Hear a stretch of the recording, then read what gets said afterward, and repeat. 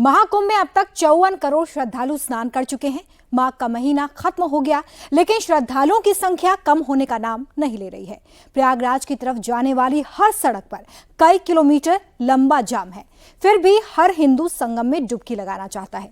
ऐसे में उसके सामने एक ही रास्ता बचा है और वो है रेलगाड़ी। लेकिन शनिवार को नई दिल्ली रेलवे स्टेशन पर मची भगदड़ के बाद श्रद्धालुओं के मन में थोड़ा डर है। लेकिन उस हादसे से सबक लेते हुए रेलवे ने कुंभ जाने वाले श्रद्धालुओं की सुविधा के लिए कई बदलाव किए हैं। आपको बस नियमों का पालन करना है और आपकी कुंभ यात्रा सफल होगी। क्या क्या नए इंतजाम किए गए हैं रेलवे की तरफ से, हमारी इस रिपोर्ट में देखिए।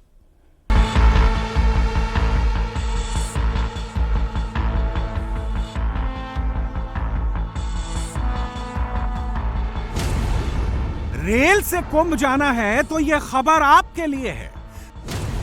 रेलवे स्टेशन पर जाने से पहले इस खबर को देख लीजिए। नई दिल्ली स्टेशन पर भगदड़ के बाद रेलवे ने क्या सीखे सबक, श्रद्धालुओं की सुविधा के लिए क्या क्या बदला अब तक। सीधे रेलवे के वॉर रूम से दिखाएंगे सारे इंतजाम। ये सारी जानकारी आएगी आपके बहुत काम। शनिवार को नई दिल्ली रेलवे स्टेशन पर मची भगदड़ के बाद रेल यात्रा को लेकर, खासकर कुंभ जाने वाली ट्रेनों को लेकर कई तरह की अफवाहें फैलाई जा रही हैं। लोगों के मन में भी कई तरह के सवाल हैं। इन सारे सवालों के जवाब आपको मिलेंगे सीधे रेलवे के वॉर रूम से।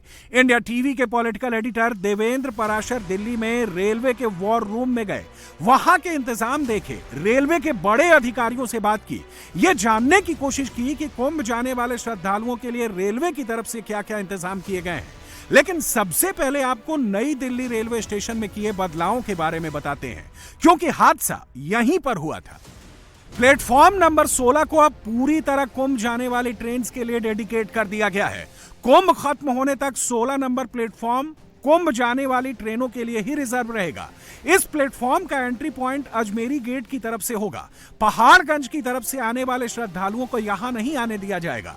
उनसे कहा जाएगा कि अगर आपको कुंभ जाने के लिए ट्रेन लेनी है तो अजमेरी गेट की तरफ से 16 नंबर प्लेटफॉर्म पर जाना होगा। हालांकि जिन यात्रियों ने प्रयागराज जाने के लिए दूसरी ट्रेनों का कंफर्म टिकट लिया हुआ है, उनकी एंट्री दोनों तरफ से यानी पहाड़गंज और अजमेरी गेट साइड से हो सकेगी। कुंभ जाने वाली ट्रेन को प्लेटफॉर्म नंबर 16 पर डाइवर्ट करने का फायदा यह होगा कि बाकी प्लेटफॉर्म पर भी भीड़ कम होगी। शनिवार को हादसा तब हुआ था जब प्लेटफॉर्म नंबर 14 और 15 पर जमा भीड़ ने 16 नंबर प्लेटफॉर्म पर जाने की कोशिश की थी। मैं इस वक्त नई दिल्ली रेलवे स्टेशन पर अजमेरी गेट की साइड पर खड़ा हूं और मेरे सामने जो ट्रेन आप देख रहे हैं ये कुंभ जाने वाली ट्रेन है, क्योंकि सभी कुंभ जाने वाली स्पेशल ट्रेनों का संचालन इसी प्लेटफॉर्म नंबर 16 से हो रहा है। ये 16 नंबर प्लेटफॉर्म है। शनिवार रात को हुए हादसे से सबक लेते हुए रेलवे ने स्टेशन पर एंट्री और एग्जिट के नियम बदल दिए। कुंभ जाने वाले श्रद्धालुओं के अलावा आम यात्रियों को सुविधाजनक तरीके से स्टेशन में आने जाने से कोई दिक्कत ना हो, इसलिए रेलवे ने बदले हुए नियमों को तत्काल प्रभाव से लागू कर दिया है। रेलवे अधिकारियों की अगर माने तो मौजूदा समय में नई दिल्ली रेलवे स्टेशन पर आने वाली ज्यादातर जो भीड़ है वो महाकुंभ जाने वाली है। यही वजह है कि किसी भी तरह से मिसकम्युनिकेशन और मिसमैनेजमेंट को रोकने के लिए प्लेटफॉर्म नंबर 16 कुंभ के लिए डेडिकेट कर दिया गया है और तमाम जो मुसाफिर हैं कुंभ जाने वाले वो इसी प्लेटफॉर्म पर आते हैं। यहाँ ट्रेन खड़ी रहती है, इसमें बैठते हैं और प्रयागराज के लिए रवाना हो जाते हैं। 16 नंबर प्लेटफॉर्म को कुंभ स्पेशल ट्रेन के लिए रिजर्व करने की वजह यह है कि यहां से मेट्रो स्टेशन नजदीक है। जो यात्री बसों के जरिए भी स्टेशन आना चाहते हैं उनके लिए भी आसान है। इस प्लेटफॉर्म पर extra ticket counter, automatic ticket vending machine, enquiry counter, पानी और शौचालयों की सुविधा बढ़ाई जा रही है। रेलवे कर्मचारी, आरपीएफ और जीआरपी के लोग कुंभ जाने वाली स्पेशल ट्रेनों के जनरल डिब्बों में यात्रा करने वाले श्रद्धालुओं को कतार में खड़े कर ट्रेनों में बैठाएंगे। इसके लिए स्टेशन पर स्पेशल एंट्री पॉइंट भी बनाए जाएंगे, जिससे जनरल क्लास के यात्रियों को भी निर्धारित लाइन में बैठकर ट्रेन में बैठने का मौका मिलेगा। इसके अलावा भी नई दिल्ली रेलवे स्टेशन पर कुछ बदलाव किए गए हैं, जैसे कि प्लेटफॉर्म टिकट बंद कर दिए गए हैं। छठ पूजा की तरह ही कुंभ के लिए भी स्टेशन के बाहर वेटिंग एरिया बनाया जाएगा। जो प्लेटफॉर्म टिकट हैं उनकी बिक्री पीक ट्रैफिक आवर्स में एक हफ्ते के लिए बंद की गई है। पीक ट्रैफिक आवर होता है शाम 4 बजे से रात 11 बजे तक का।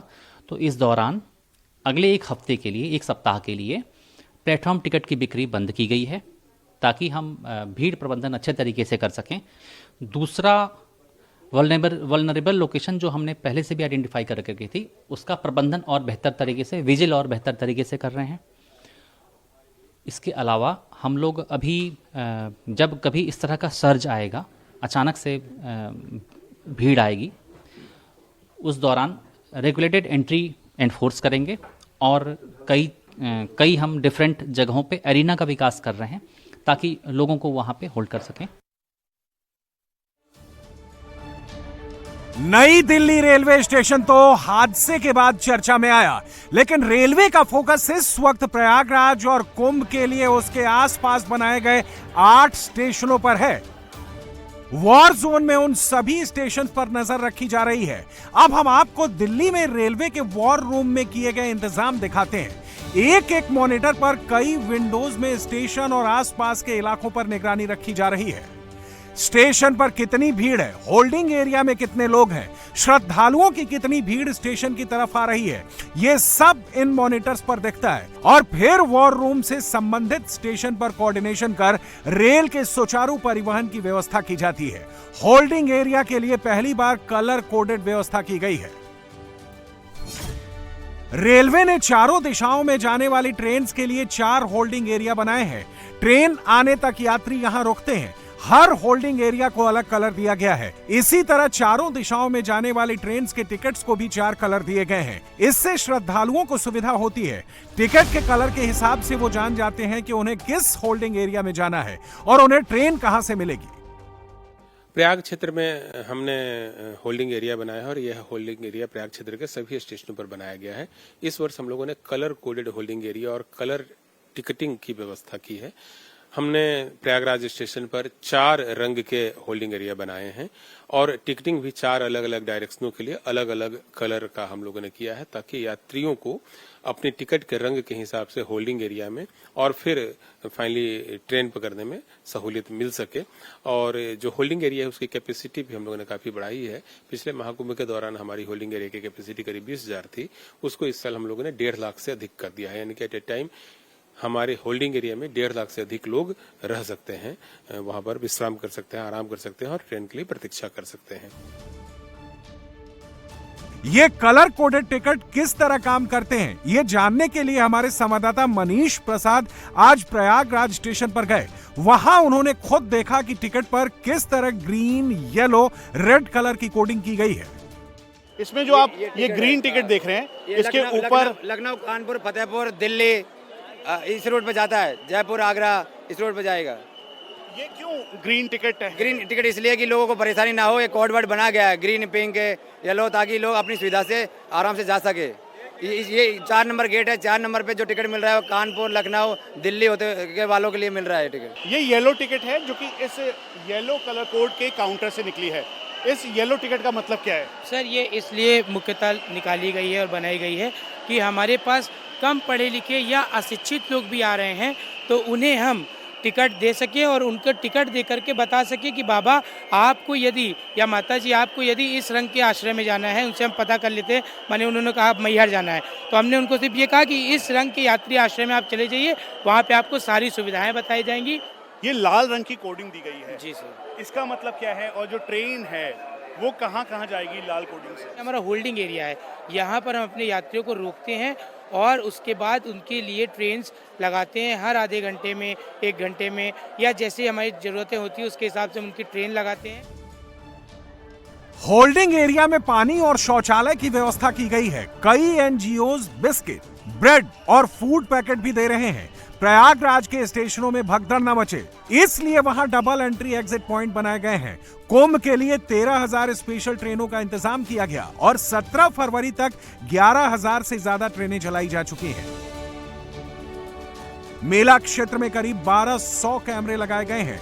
आर्टिफिशियल इंटेलिजेंस वाले फेस रिकॉग्निशन कैमरे भी लगाए गए हैं। इन कैमरों की भीड़ की 4 लेवल पर मॉनिटरिंग की जाती है। प्रयागराज के रेलवे स्टेशनों पर मिनी कंट्रोल रूम बनाए गए हैं। इसके बाद डिविजनल लेवल पर एनालिसिस होता है। इसके बाद जोनल स्तर पर मॉनिटरिंग होती है और आखिर में नंबर आता है रेलवे के वॉर रूम का, जो दिल्ली में है। रेलवे बोर्ड के इस वॉर रूम में बड़े बड़े अधिकारी बैठते हैं। सभी स्टेशन जो हैं कुंभ क्षेत्र के, वहां पर एक मिनी कंट्रोल रूम बनाया गया है, जिससे कि उस स्टेशन से प्राप्त सारे फीड का एनालिसिस किया जाता है। इसी तरह से एक कंट्रोल रूम हमारा डिवीजन लेवल पर, एक जोनल लेवल पर, और अभी जहां पर हम लोग हैं यह वार रूम रेलवे बोर्ड का है। यहां से जो हमारे 1186 कैमरे लगे हुए हैं कुंभ क्षेत्र में, उससे प्राप्त फीड की एनालिसिस की जा रही है। साथ ही आवश्यकता अनुसार देश के दूसरे शहरों पर भी हम लोग फोकस रख रहे हैं और वहां पर सीसीटीवी के माध्यम से जानकारी प्राप्त करते हुए उसका एनालिसिस कर रहे हैं, और उस एनालिसिस के आधार पर जो इन्फॉर्मेशन प्राप्त हो रहा है उसके आधार पर हम लोग विशेष गाड़ियों के चलाने की व्यवस्था कर रहे हैं।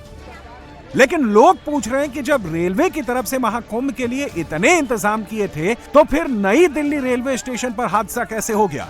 इसकी एक वजह तो ये रही कि रेलवे का ज्यादा ध्यान प्रयागराज के स्टेशनों पर था। इसके अलावा बिहार, महाराष्ट्र और दक्षिण भारत से आने वाली स्पेशल ट्रेन को मैनेज किया जा रहा था। नई दिल्ली रेलवे स्टेशन पर इतनी भीड़ का अंदाजा रेलवे नहीं लगा पाया। शनिवार की रात नई दिल्ली रेलवे स्टेशन पर जो भगदड़ मची, उसकी एक वजह यह भी मानी जा रही है कि रेलवे अधिकारियों को इस बात का अंदाजा ही नहीं था कि रेलवे स्टेशन पर लोगों की इतनी भीड़ जमा हो जाएगी।